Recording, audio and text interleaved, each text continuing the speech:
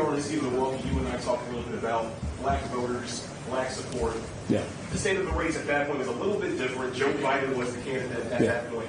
And at that point, Donald Trump was on pace to peel a historic amount of black support from the Democratic candidate. Yeah. Well, now recent polling has indicated that support is starting to peel back away toward the Kamala Harris campaign.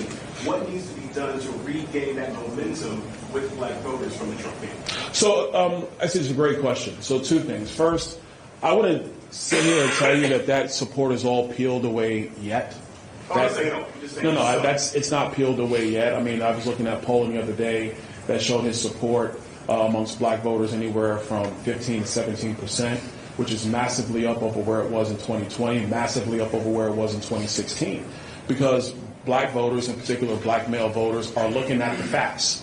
They're not looking at the vibes and the joy. They're saying, okay, this is all cool, but what does this mean for me in building generational wealth and having safe communities and making sure we secure a border and making sure that I have the opportunities to thrive and succeed? You have a lot of black entrepreneurs in the digital asset space. Well, Kamala Harris doesn't even have a position on digital assets. Donald Trump has an ironed out position when it comes to digital assets. That's appealing to a lot of black men in particular, but people writ large.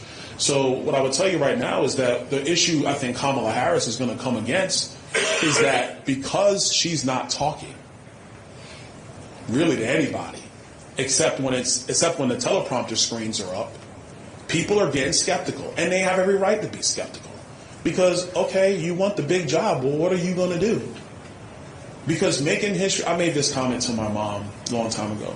I said, Mom, making history doesn't pay the bills. Making history doesn't keep the lights on. It just doesn't.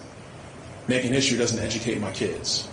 And I think that's where you have a lot of black voters starting to look at that. So I'm not concerned about President Trump's support. Now, in terms of what needs to be done, the second half of your question, I think just really locking in, taking time, spending time with business leaders in various cities in our country. The last time the president was in Atlanta, he had a business roundtable with black business owners before the rally started in Atlanta.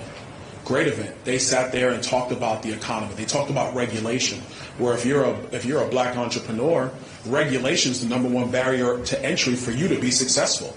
And if you're an existing small business owner, those same regulations, which Joe Biden and Kamala Harris increased to the tune of $1.4 trillion in one presidential term, that puts weights on your neck to be able to thrive as a business owner.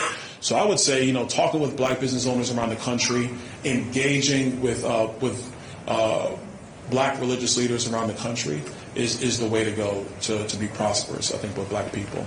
Hold on, fellas, all put your hands down. Yes, ma'am, because I've asked 3 men questions, and that's just rude. My mama would get me. Thanks for being here, Congressman. My name is Alexandria Jacobson. I'm with Raw Story. President Trump has a history of not always paying for bills related to security costs provided at campaign events.